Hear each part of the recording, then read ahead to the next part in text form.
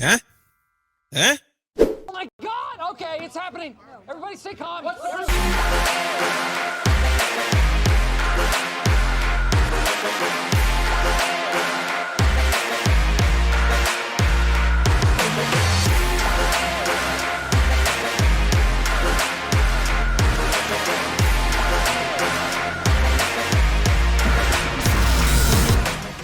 You probably wouldn't expect to see me at this point, but trust me, don't adjust your sets, your phones, your tablets, iPads, TVs, whatever. You are not seeing things.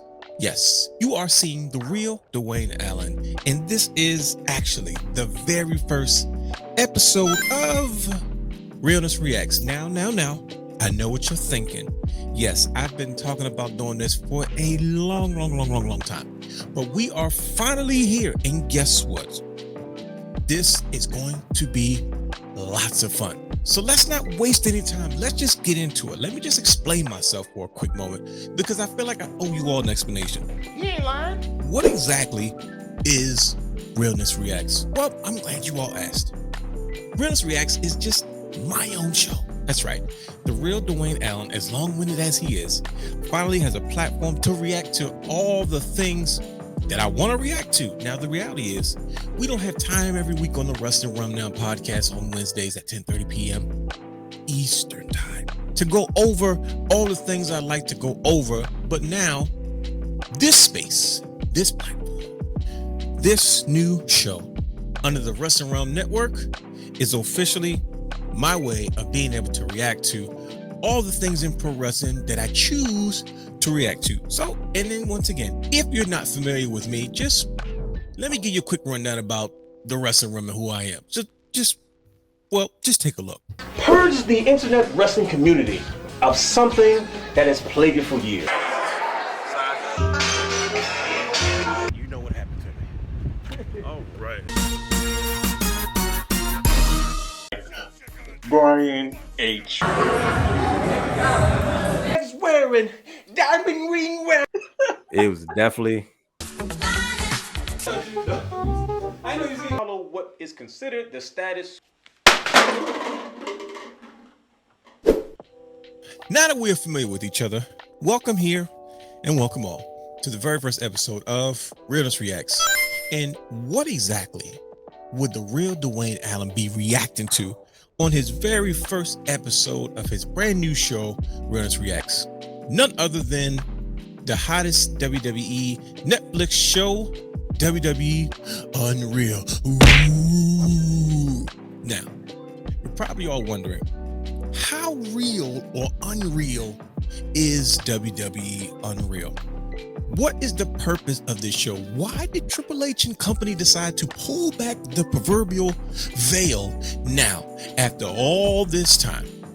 Now, you're probably wondering, and you're probably most likely like me saying to yourself, wait a minute now.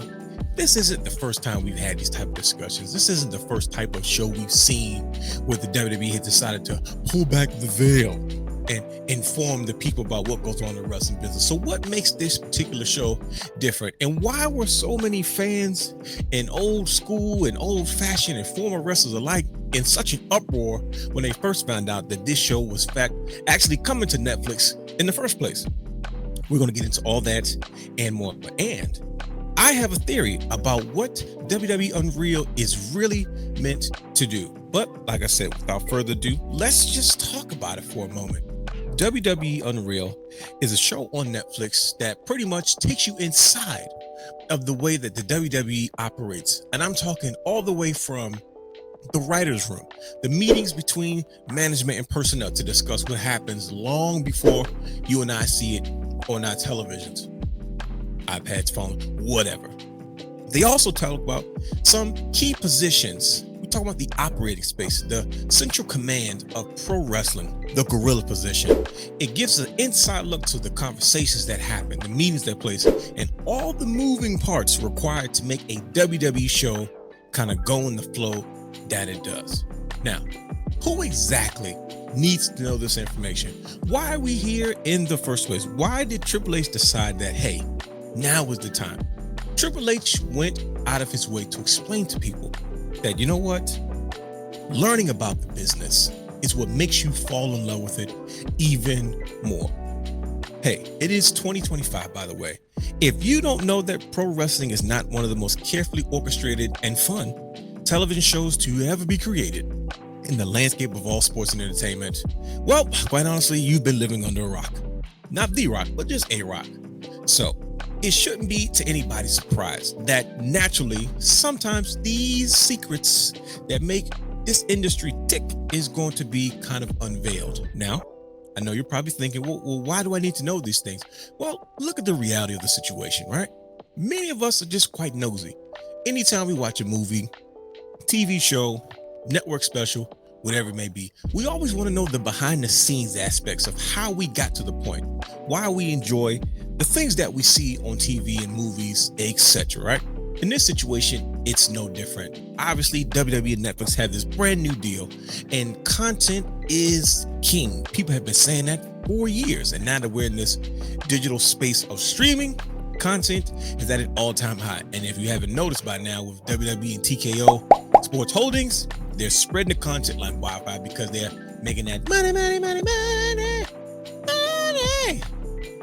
So with that being said, it's obvious that, hey, what can the WWE produce on Netflix outside of Monday Night Raw to kind of draw viewers in, to make them want to be engaged in the secrets and the behind the scenes moments of professional wrestling, specifically in the WWE? Let's look at it. It's no stranger to many wrestling fans that this isn't the first type of special that we've had. I mean, after all, WWE has produced all types of content over the years, whether it be on the WWE Network in its early years, or even its transfer to Peacock, different type of shows that have always gone behind the scenes. Now, maybe not to the degree that they've done it now, right? Maybe not to the detail of how we get the storylines and how far in advance we come up with the things that we like to put and project to the world in our pro wrestling universe. But we have always known that the superstars have had different connections backstage, different roles, different places. We've had different specials like WWE 24 that's gone behind the scenes. We've had different superstar catalogs and DVDs put out that go behind the scenes of the superstars and how they got to that point. And we've seen images, chronological and storylines, and Vince McMahon and Triple H in the writer's room. So it's not the first time that we've had something like this. I'll even take you back to the 90s, my beloved 90s. Movies like Beyond the Mat, the documentary that went behind the scenes of WWE, talking about many of the things that even back then we had no idea. Well, we kind of maybe had an idea, but we got a serious glimpse at what was going on in the lives of many of our favorite superstars, especially the ones that were highlighted, particularly in that particular documentary. That's one. Who else remembers the Unreal Secrets of Pro Wrestling? That's right, our favorite masked magician decided to take a walk on the wild side. He decided to divulge in professional wrestling, and he had an entire special. I remember because I saw it. It came on a Sunday evening on Fox, where they pretty much talked about all the secrets of pro wrestling, all the way down to sawdust tables, the communication between the ref and the wrestlers, and all the things that kind of make pro wrestling what it is. Now, some people, many fans, were so distraught when they found out that their favorite product that they were watching on TV wasn't real. What? Now, there's another group of us that, just as Triple H said, fell in love with the business that much more when we found it. So even in the 90s, we had those type of things. And of course, you had the unreal stories of pro wrestling, all these documentaries, True Life, I'm a Pro Wrestler on MTV, all these things that have happened over time. So if this is the case, if this is something that's not necessarily new, if this is something that we've seen before, what seems to be the big deal? Why was there such an uproar from the boys of the past? How dare you? I cannot believe they're doing this. Unacceptable. No, unacceptable. And we're talking about former wrestlers that protect what we call in the business kayfabe. Now, the term of kayfabe is, it should pop up like right around here somewhere. Yeah. So the definition of kayfabe, understanding that, hey, this is all supposed to be one beautiful secret.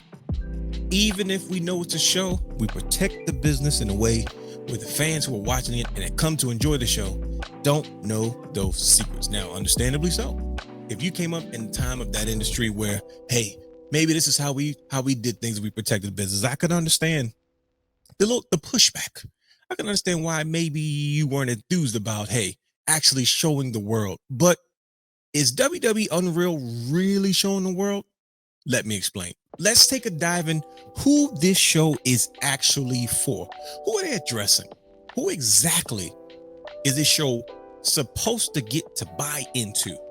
And I must tell you, it is the nosy fans, those that enjoy behind the scenes documentary. That type of content is not necessarily for wrestling fans.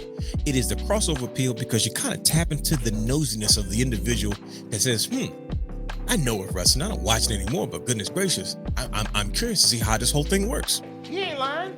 And with the lore of WWE being on Netflix saying, hey, guess what? We're going to expose our secrets and show you how we do things. And also in real time, show you some of the past moments that we've enjoyed and how we got to that point. It naturally makes it interesting for the viewer to want to divulge into. Now, that being said, how real is WWE Unreal? Realness. Why do you ask me that? I'm glad you asked. I'll explain. WWE Unreal seems to me is unveiling a new form of storytelling. Now, some people may say that, hey, this whole concept is killing kayfabe. It is taking away the imagination, the suspense of disbelief about what we're watching.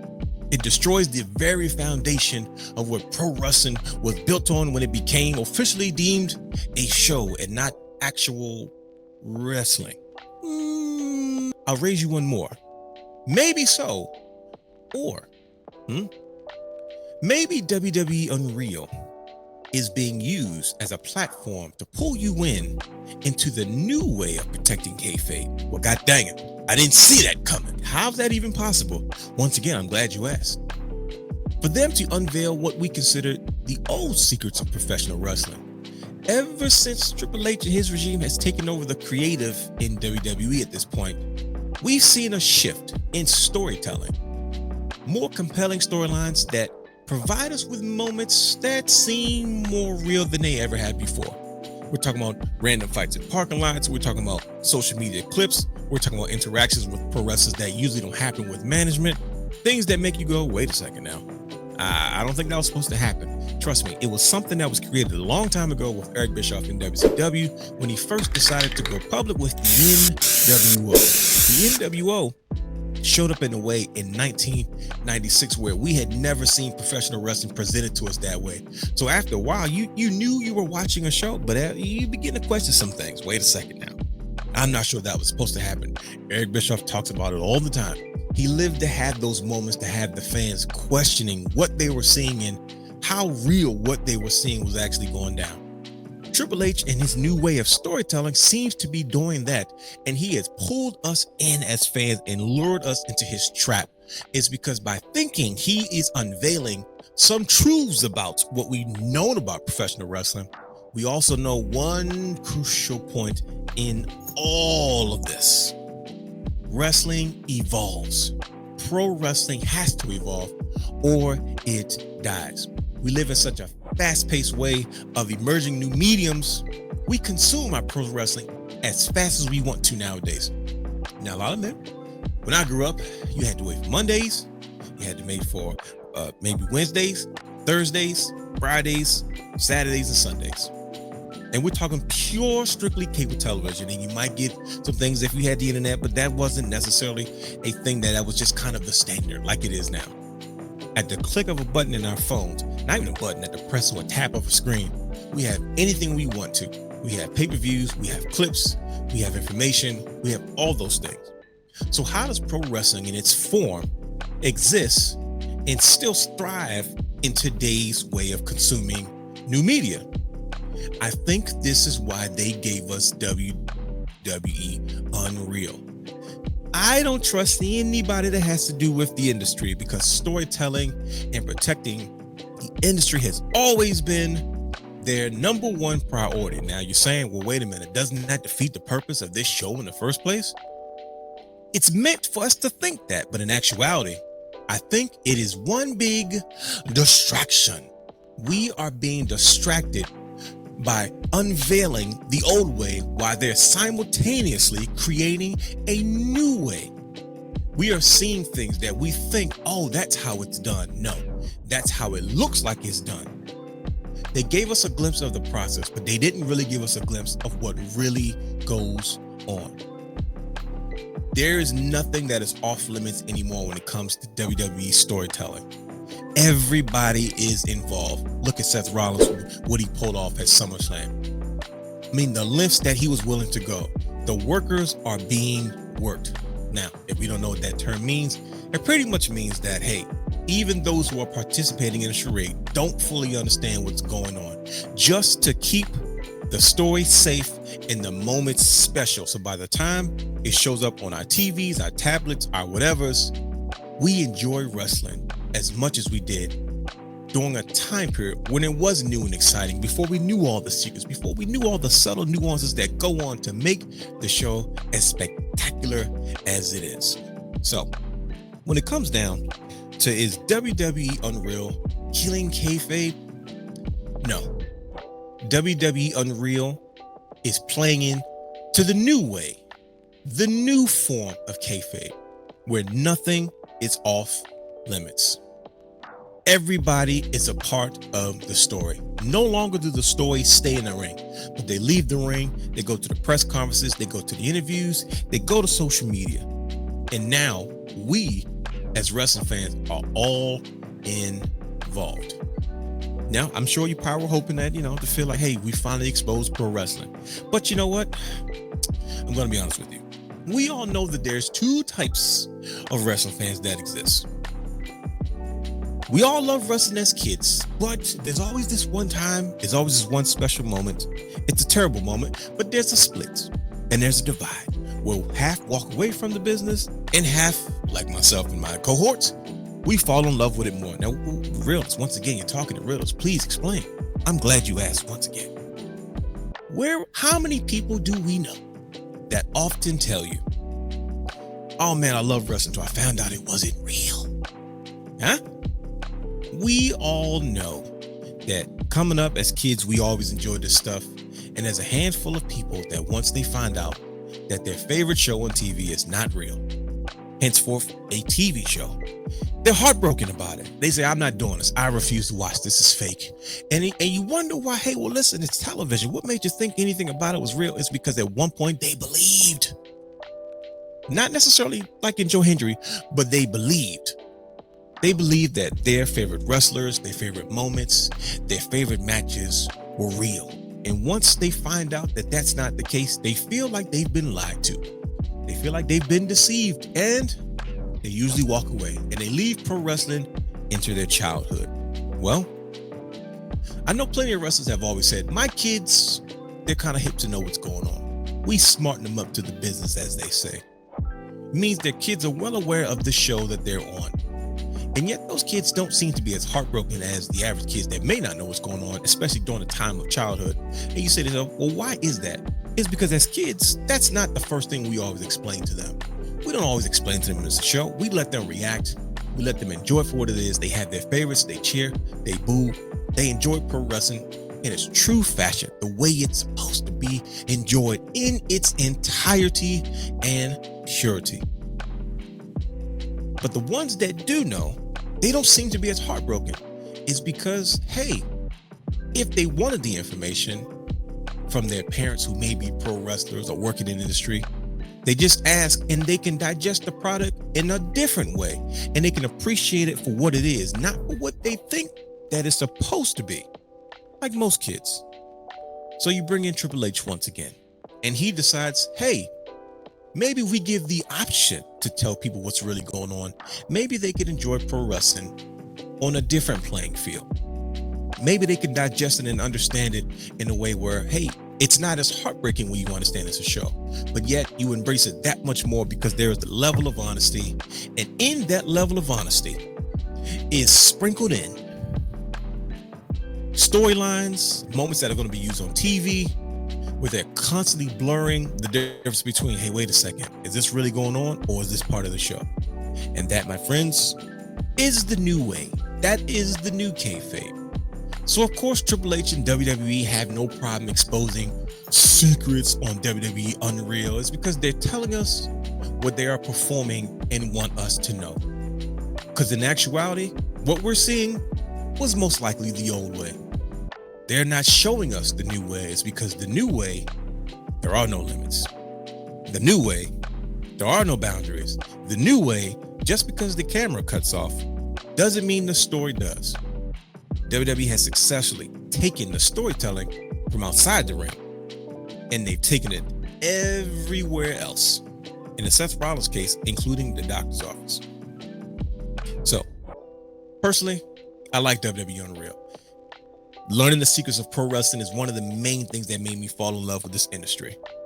Trust me, I am just as consumed with this stuff as the next person. Now, of course, when it comes to the uproar, I think when they saw it, the uproar kind of stopped. It kind of ceased. It came to a halt. You say, wait a minute, these are the same individuals that didn't like the fact that the secrets of pro wrestling were going to be exposed. But then when the show came out, it kind of quieted down. It's because they know, just as I know, that they are officially working the workers.